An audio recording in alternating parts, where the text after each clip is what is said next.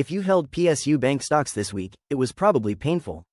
SBI, Canara Bank, Bank of Baroda and others fell as much as 9% in a single day. But the real reason behind this crash isn't just market panic, it's hidden inside the union budget. Let's break it down. On budget day, Indian markets saw a sharp sell-off.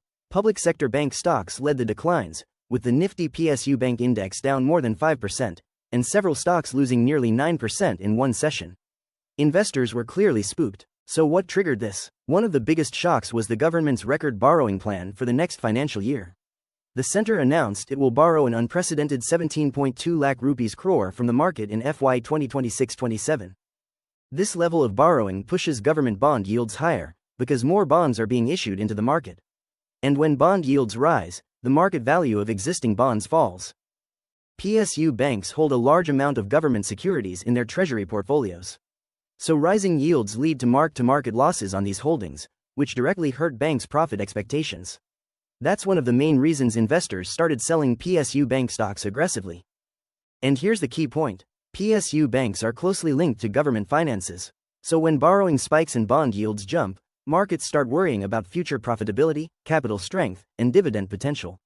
For retail investors, this means short-term pain, even if the long-term fundamentals of these banks remain stable.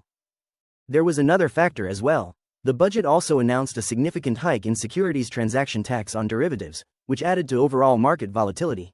That triggered selling across sectors, including financial stocks. So to summarize, PSU bank stocks fell because record government borrowing pushed bond yields higher. Higher yields caused losses on banks' bond portfolios. Budget-driven market volatility amplified the sell-off. So while PSU bank stocks may recover over time, this episode is a reminder of one thing. In markets, government policy and bond yields matter just as much as company performance. If you found this breakdown useful, hit like, subscribe, and drop your questions below. What other budget moves should we decode next? See you in the next one.